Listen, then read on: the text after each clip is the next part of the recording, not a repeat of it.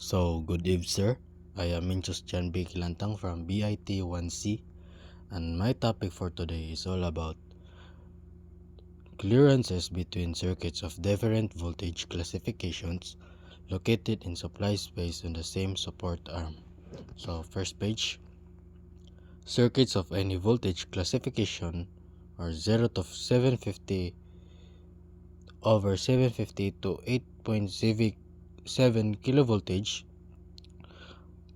over 22 kilovoltage, 50 kilovoltage, and 50 kilovoltage may be maintained in the supply space on the same support arm with supply circuits of the next consecutive voltage classification only under one or more of the following condition. For purpose of these determinations, a neutral conductor shall be considered as having the same voltage classification as the circuit which is associated.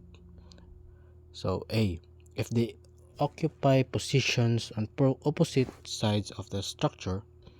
B, if in bridge arm or side arm construction, the clearance is not less than climbing space required for the high voltage concerned and provided for any rule 347.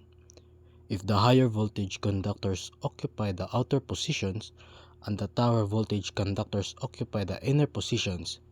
D, if series lighting or similar supply circuits are ordinarily dead during periods of work or above the support arm concerned.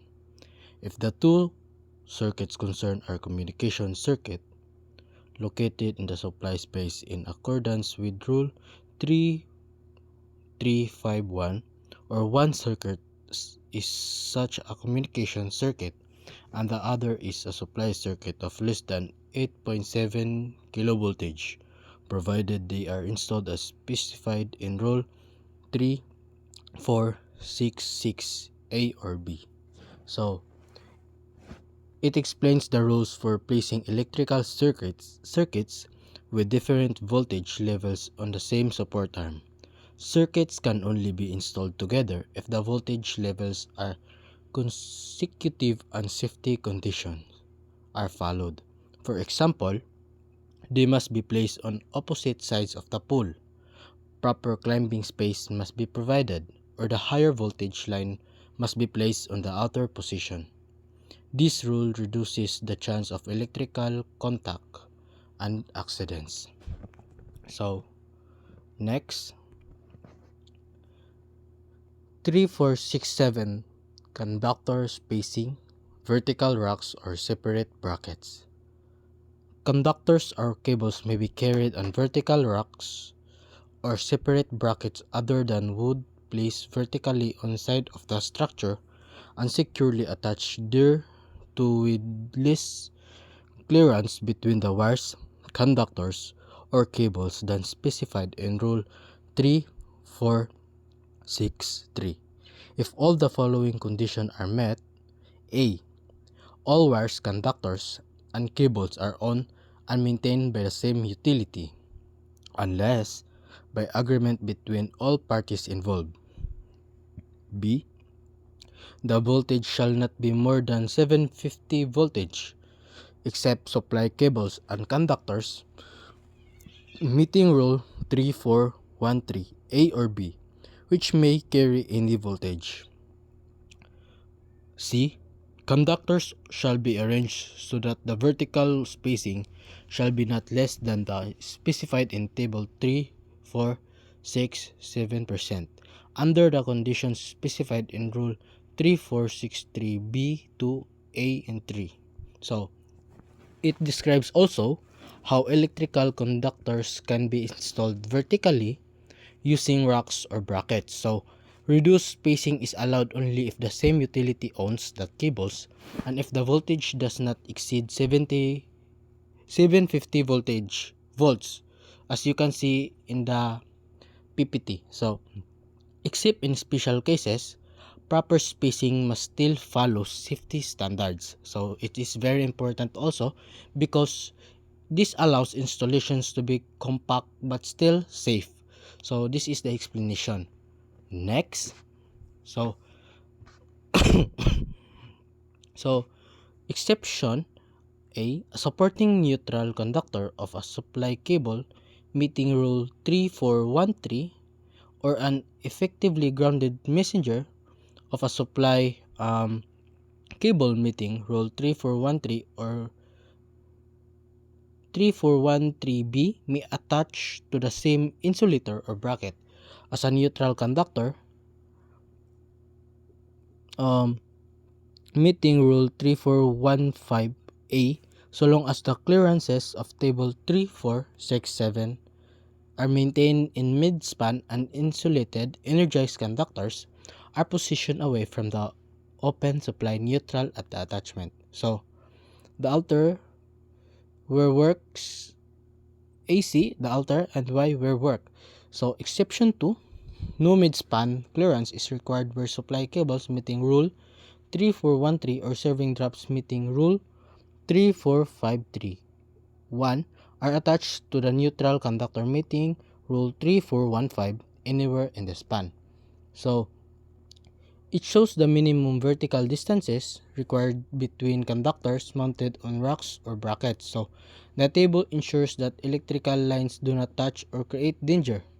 It helps electrician follows exact safe distances during installation. So, this is the example. So, table 3467. So, this is the vertical spacing between conductors supported on vertical racks or separate brackets. As you can see, in the span length or M is this is the span length in the right hand in the right space if I'm correct. So next is the vertical spacing between conductors or mm as you can see. So 0 to 45 kung ano to siya, kung ating siyang ikukumpara sa kabila is magiging 100 siya. So over 45 to 60, so 150 naman. So over 60 to 75, meron namang 200. So over 75 to 90, meron namang 300. So exception, the vertical spacing between open wire conductors may be reduced where the conductors are held apart by intermediate spacers but may not be less than 100 millimeter. So next, 1468 clearance and spacing between communication conductors, cables, and equipment. So A, the spacing between messengers supporting communication cables should not be less than 300 millimeters except by agreement between the parties involved including the pole owners.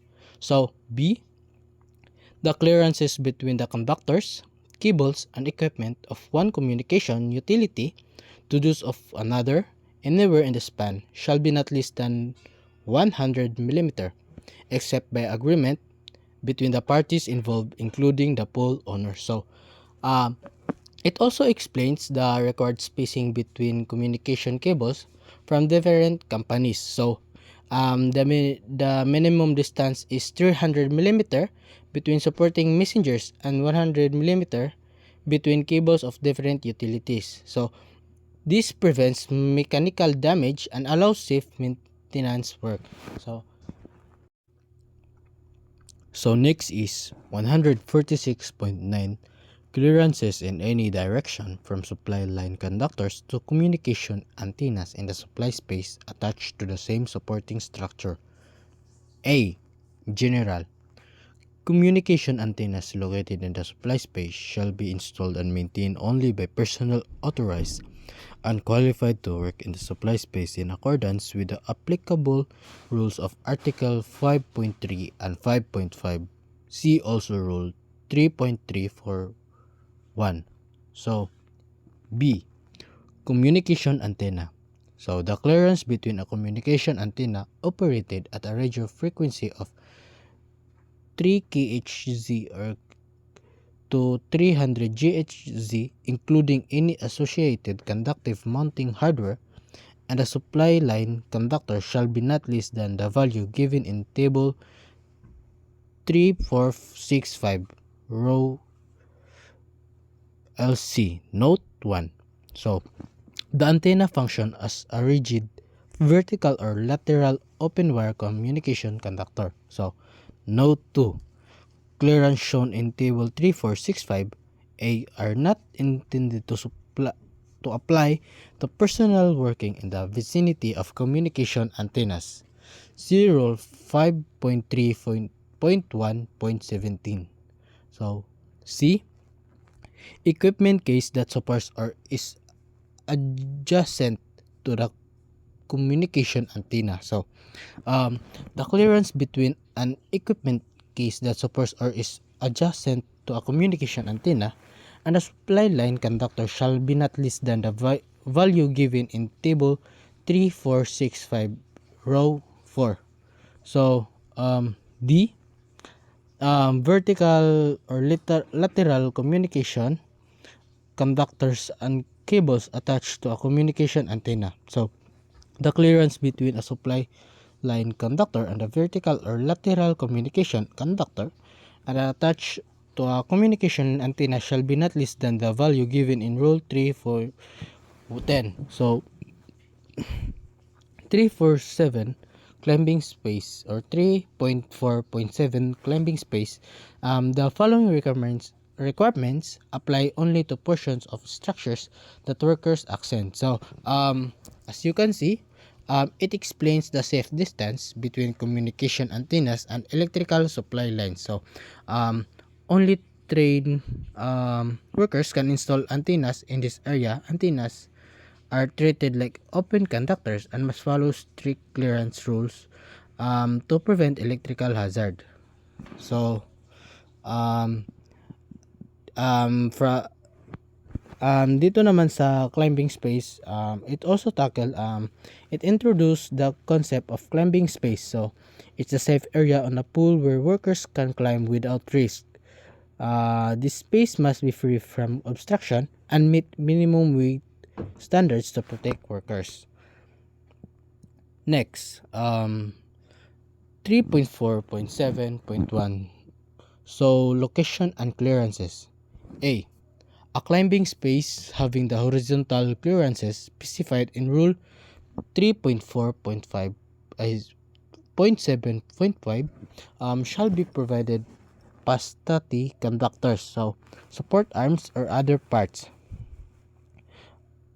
The climbing space need be provided on one side or corner of the support only. So, the climbing space shall be extended vertically past any conductor or other part between level above and below the conductor as specified rules in 3.4.7.5 and 3.4.7.6 and 3.4.7.7 and 3.4.79, but may otherwise be shifted from any side or corner of the support to any other side or corner. So, it explains where climbing space should be located. So, the space is required on only one side of the pool and must extend past all conductors. So, structural part inside the space are not considered obstructions if workers can still move safely. So, next, portion of supporting structures in climbing space. So, portions of the supporting structure when included in one side or corner of the climbing space are not considered to obstruct the climbing space. So, 3.4.7.3. So, support arm location relative to climbing space. So, support arms should be located on the same side of the pool. Exception, this rule does not apply where double crossarrows are used in any pool or where cross arms on any pool are not parallel. As I said earlier, so portion of the supporting structures when included in one side or corner of the climbing space are not considered to obstruct the climbing space. So, at this state, we have the 3.4.7.3 which support arm location relatives to climbing space. So, you must support it supports arms should be the support arm should be located on the same side of the pool. So it's very important because it helps the worker to reduce the accidents and etc. Next is 3.4.7.4. So location of equipment relative to a climbing space. A. All supply and communication equipment such as transformers, regulators, capacitors, cable terminal or potheads, amplifiers, loading coils, antennas, photovoltaic panels, power supplies, surge arresters, switches, and etc. when located below conductors or other attachments shall be mounted outside of the climbing space. B. All exposed undergrounded conductive parts of the luminaires and their supports that are not insulated from current carrying parts shall be maintained at not less than 500 mm from the surface of the supporting structure. So, exception. This may be reduced to 125 mm if located on the side of the structure opposite the designated climbing space. So, exception 2. This does not apply where the equipment is located at the top of or other vertical portion of the structure that is not subject to climbing. So, it explains that equipment such as transformers and regulators must not be installed in climbing space. So, light fixtures must also follow minimum distance rules to prevent electrical contact. So, equipment at the top of the pool is allowed if workers do not climb there. Next, 3.4.7.5 climbing space between conductors. So, climbing space between conductors shall be not less than the horizontal clearances specified in Table 3.4.7. So, these clearances are intended to provide a clear climbing space of 600 mm, while the conductors bounding the climbing space are covered with temporarily installed protective covering rated for the voltage involved. So, the climbing space shall be provided both along and across the line and shall be projected vertically not less than 1.0 m above and below the limiting conductors. So, where communication conductors are above supply conductors of more than 3.7 kV to ground or 15 kV line to line, the climbing space shall be projected vertically at least 1.5 m above the highest supply conductors. So, it explains that at least the 600 mm of space must exist between conductors. So, the space must extend vertically above and below conductors to protect climbers. So, this prevents accidental contact with energized equipment. The vertical or lateral communication conductors and cables attached to a communication antenna. So, the clearance between a supply line conductor and the vertical of lateral communication conductor and CL attached to a communication antenna shall be not less than the value given in Rule 3.4.10. So, 3.4.7. So, climbing space. The following requirements apply only to portion of structures that workers accent. So, it is very important also. So, next, 3.4.7.1 location and clearances.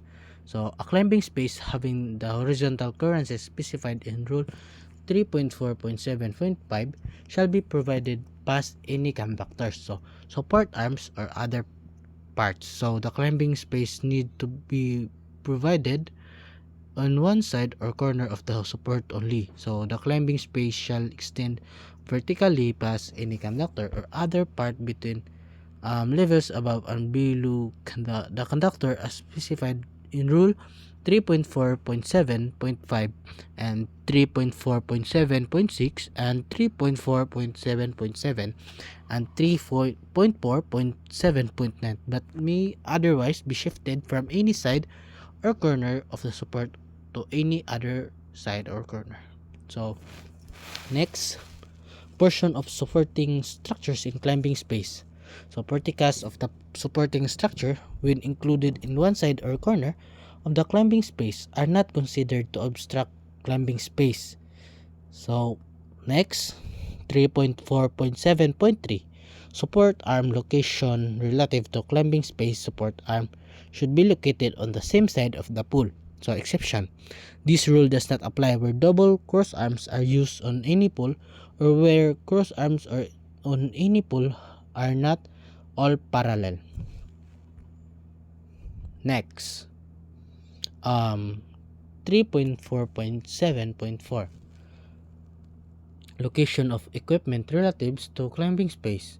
All supply and communication equipments such as transformer, regulators, capacitors, cable terminals, patents. Sorry, nabalik na dahil ni ganina. So, next 3.4, nabalik na po ni siya guys. Sorry. Kaya nasagol-sagol po siya. So, this is the table 3.4.7.5, horizontal clearances between conductors bounding the climbing space.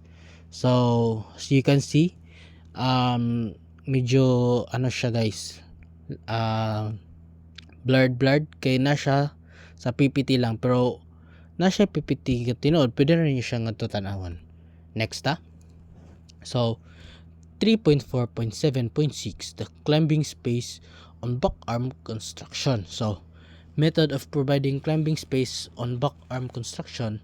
The full width of climbing space shall be maintained on back arm construction and shall extend vertically in the same position at least 1 m or 1.5 m where required by rule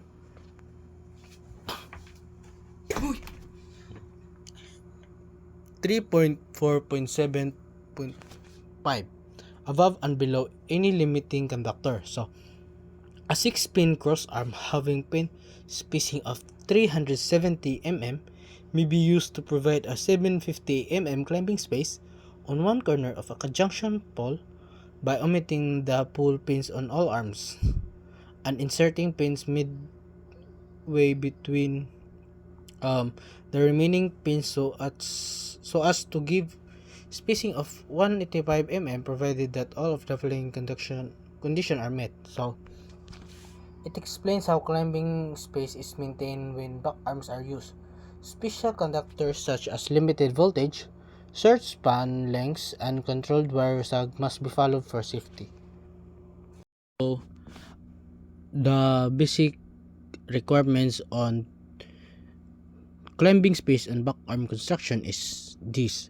Number A, circuits are less than 8.7 kilovoltage to ground or 15 kilovoltage line to line. So B, span lengths do not exceed 45 m. Sags do not exceed 380 mm for wires of 330 mm squared and larger sizes, or 750 mm for wires and smaller than 30. So each conductor on the end of every arm is tied to the same side or of its insulator. So the spacing on the next pole is not less than 370 mm.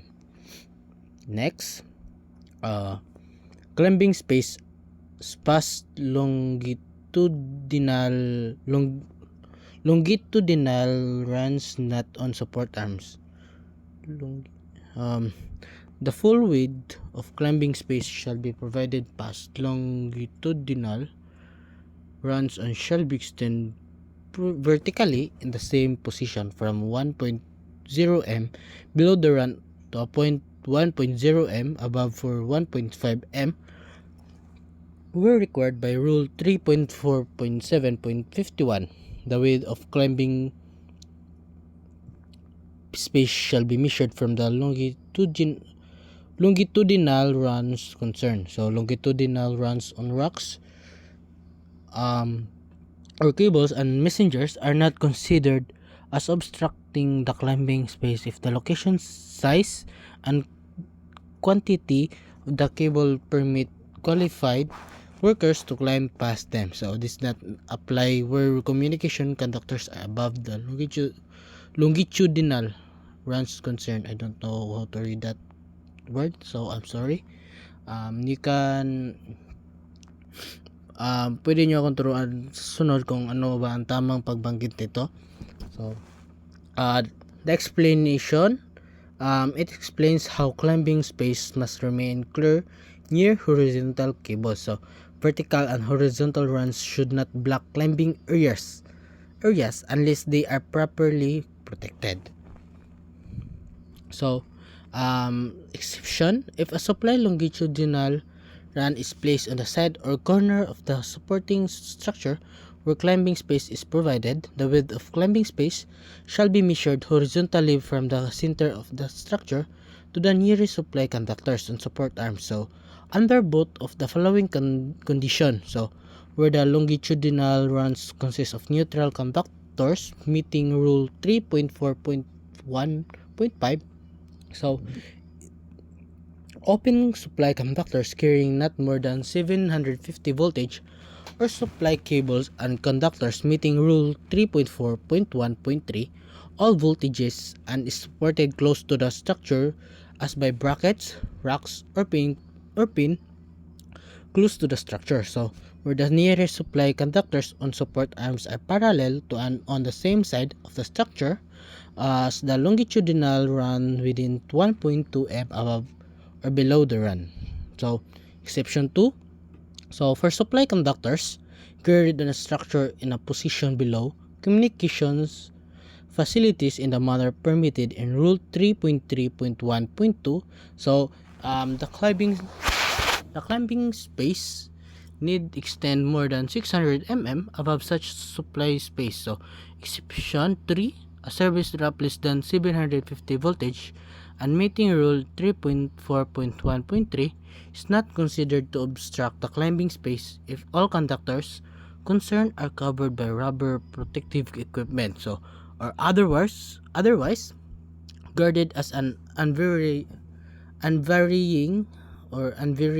practice before workers climb past them, so provided that such a service drop is not closer to the longitudinal run at the point of attachment than the diameter of the pool plus 125 mm measured horizontally, so and the not closer than 950 mm measured horizontally to the longitudinal run at a point 750 mm on the run measured from the point of attachment of the pool. So next climbing space past vertical conductors, so 3.4.7.8, so it tackles about vertical runs physically protected by suitable conduit or other protective covering and securely attached without spacers to the surface of the line structure are not considered obstruct the climbing space. So 3.4.7.9, so climbing space near ridge pin conductors. So the climbing space specified in table 3.4.7.5 shall be provided above the top support arm to the ridge pin conductors but need not be carried past it. So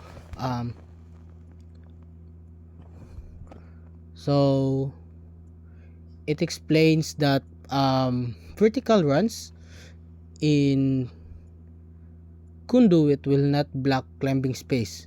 For ridge pin conductors also, climbing space is required only below them, not above. So that's the topic. So here the picture of figure 3.4.7.7 rule 3.4.7.7 exception 3. Sorry. I have a cough. Next, proceed ta 3.4.8 working space. So 3.4.8.1 location of working spaces. So working spaces shall be provided in the climbing phase of the structure at each side of the climbing space.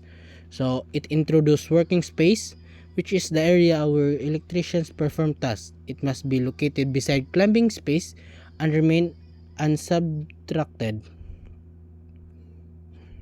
Next, um, 3.4.8.2, dimensions of working space. So along the support arm in the apply, the working space shall be extend from the climb space to the utmost conductor position of the support arm. So at right angles to the support arm. So the worker space shall have the same dimension as the climbing space.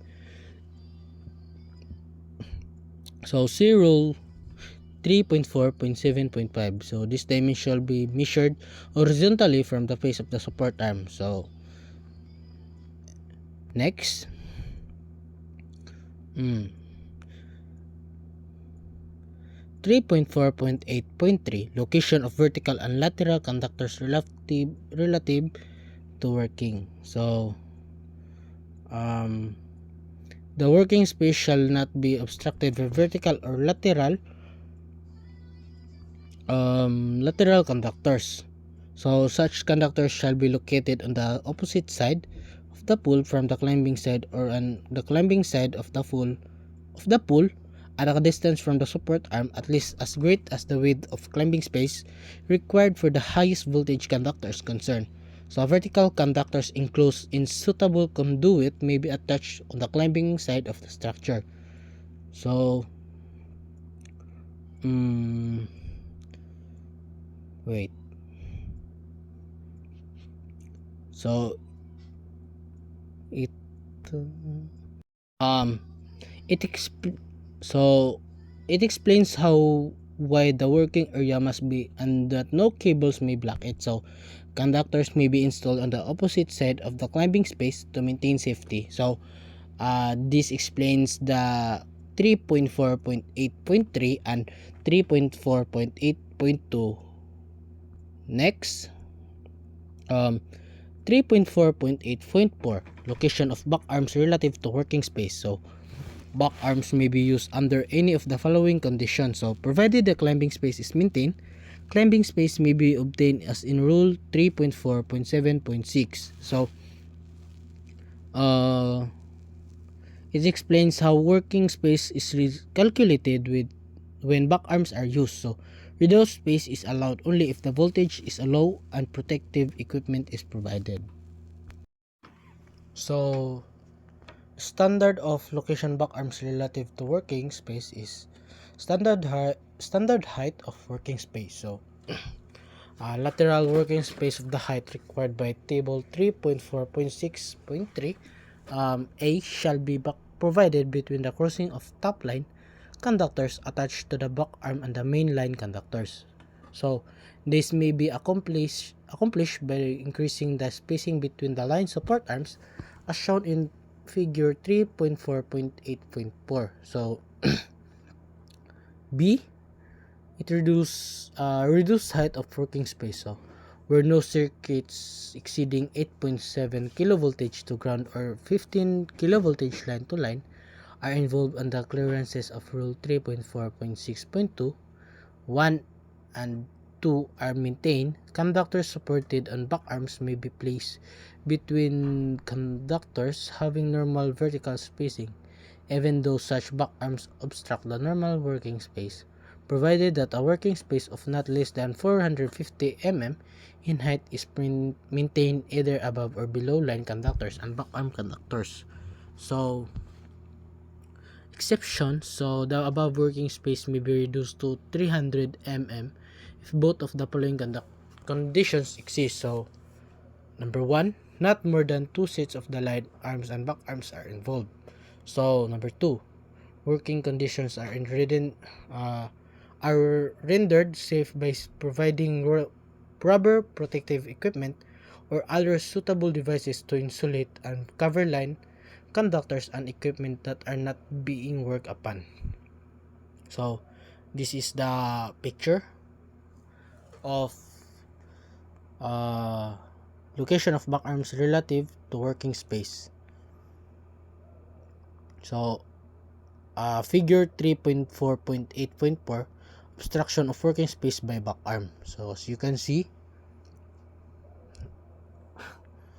next, 3.4.8.5, guarding of energized equipment. So, expose energized parts of equipment such as switches, circuit breakers, surge arresters, and etc. shall be enclosed or guarded if all of the following conditions apply. So 3.4.9.4. So see the 3.4.9.4 C. A.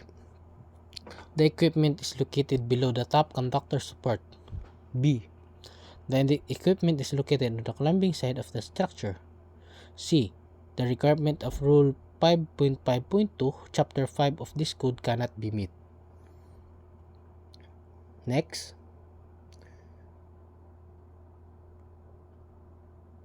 So, kalimut ko explain. So, it explains that energized equipment such as switches and breakers must be enclosed when located where climbers can reach them.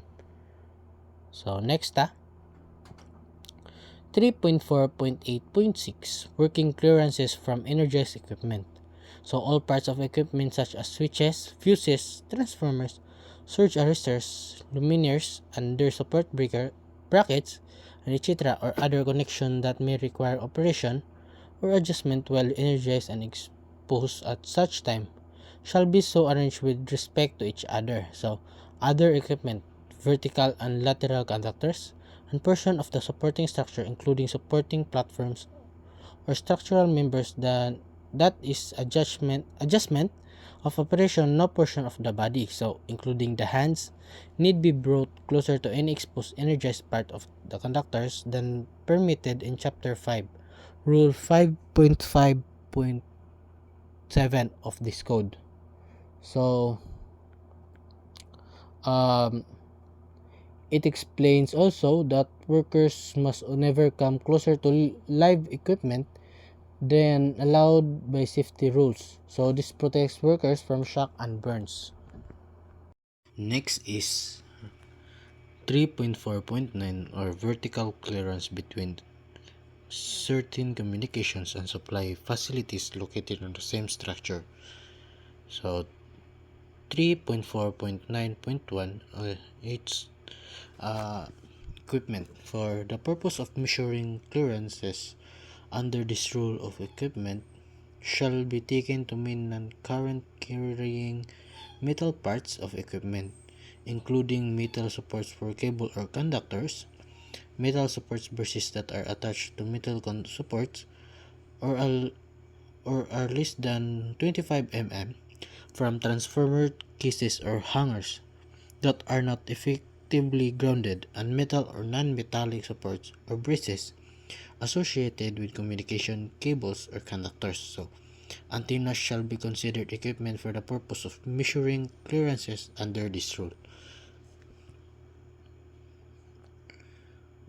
So, 3.4.49.2 clearance in general. So, vertical clearances between supply conductors and communication equipment, between communication conductors and supply equipment. So, and between supply communication equipment shall be as specified in table 3.4.9.2 except as provided in rule 3.4.9.3 and 3.4.9.4. So, as you can see, it explains how much vertical space must separate power and communication lines. So it ensures electrical safety and prevents interference. So this is the table 3.4.9.2 or vertical clearance between supply conductors and communications equipment. So between communication conductors and supply equipment, and between supply and communication equipment. So supply voltage, as you can see, grounded, conductor, and messenger hardware. So ang iyang vertical clearance is, or M, is 0.75. And number 2, 0 to 8.7, which is have 1 1. And number 3, over 8.7, we have 1 plus 1.00 plus 0.01 per kilovoltage in excess of 8.7 kilovoltage. So next, 3.4.9.3, clearance for span wires of brackets. So span wires of brackets carrying luminaires, traffic signals, or truly conductors shall have at least the vertical clearances in millimeters from communication equipment set for in table 3.4.9.3. So next is 3.4.9.5. So communication workers safety zone. So the clearance specified in rule 3.4.6.3 and 3.4.9 create a communication worker safety zone between the facilities located in the supply space and facilities located in the communication serve space. So both at the structure and in the span between structures, except as allowed by rule 3.4.9.3 and 3.4.9.4. So and 3.4 and point 10. So no supply or communication facility shall be located in the communication worker safety zone. So this is the table of 3.4.9.3. So above communication support arms, so not effectively grounded or is we have 500. So same magyapon siya. No. So effectively grounded or is nagyapon siya 500, and not effectively grounded is nagyapon siya 500, and effectively grounded is nagyapon siya 500 So paubos nagyapon siya. Pero hindi siya same. So if tan-awon nyo sa PPT, na siya nga to ninyo makita. Next is wait lang ha. So wait lang.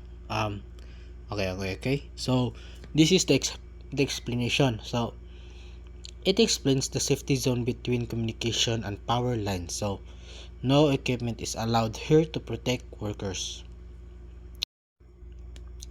So next is 3.4.10. So clearance of vertical and lateral facilities from other facilities and surfaces on the same supporting structure. So vertical and lateral conductors shall have the clearances and the separations required by this rule from other facilities or surfaces on the same supporting structure.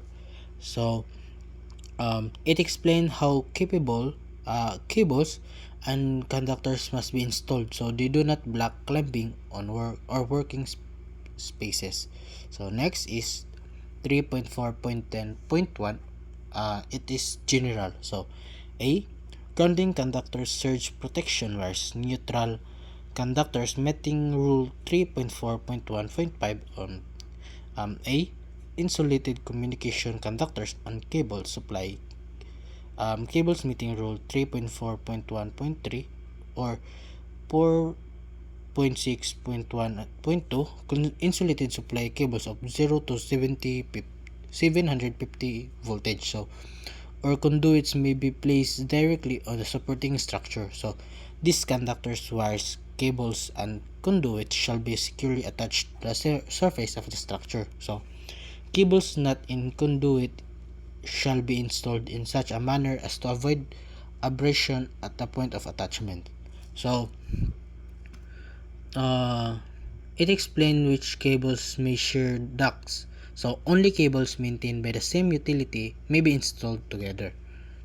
So B, the continuation of 3.4.10.1. So B, installation of supply cable and communication cable in same duct or U-guard type covering. So number 1, supply cables to 0 to 600 voltage may be installed together in the same duct or U-guard if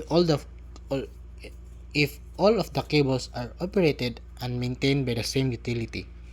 Number 2. Supply cables exceeding 600 voltage meeting rule 3.4.1.3 A or 4.6.1.2 may be installed together, the same duct or U-guard, if all of the cables are operated and maintained by the same utility. So, number 3. Supply cables 0 to 600 voltage and supply cables exceeding 600 voltage meeting rule 3.4.1.3 A or 4.6.1.2 may be installed together in the same duct or U-guard if all of the cables are operated and maintained by the same utility. Number 4. Supply cables shall not be installed in the same duct or U-guard with communication cables unless of the cables are operated and maintained by the same utility. Next, number 5. Communication cables may be installed together in the same duct or U-guard provided all utilities involved are in agreement. So, paired communication conductors and rings may be attached directly to a structure or messenger. D. Insulated supply circuits of 600 voltage or less than and not exceeding 5,000 watts may be placed 5,000 watts may be placed in the same cable with control circuits with which they are associated. So, the term non-metallic covering as used in Rule 3.4.10 refers to material other than a cable jacket that provides an additional barrier against physical contact. So, regarding and protection are required by the other rules, either conduit or U-guards may be used. So, next, 3.4.10.2 Location of vertical or lateral conductors relative to climbing spaces, working spaces, and pool steps. So, vertical or lateral conductors shall be located so that they do not obstruct climbing spaces, so or lateral working spaces between line conductors at a different levels, so or interfere with the safe use of pool steps. Exception. So this rule does not apply to portion of the structure that workers do not access while the conductors in question are energized. So see Rule 3.4.7.8 for vertical runs in conduit or other protective covering. Next, we have 3.4.10.3 which is conductors not in conduit. So, conductors not encased in conduit shall have the same clearances from conduits as from other surfaces of structures. Lastly, 3.4.10.4 guarding and protection near ground. So, we're within 2.45 m of the ground or other areas readily accessible to the public.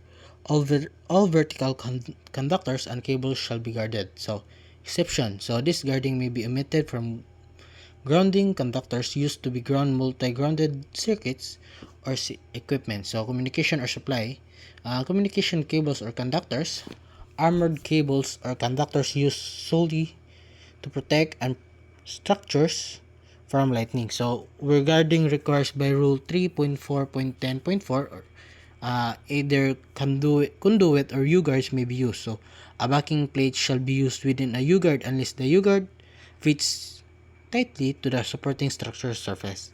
So, when guarding is not required, conductors and cables shall be securely attached to the surface of the structure or to the standoff brackets are located. So, where practical or the portion of the structure having the least exposure to mechanical damage, so guards that completely enclose grounding conductors of lightning protection equipment shall be of non-metallic material or shall be bonded at both ends to the grounding conductor. So it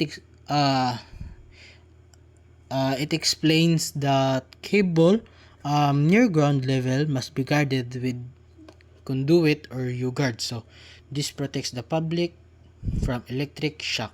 So that's all. I hope you learned something from me, and that's it, sir. I'm done. tapos na po.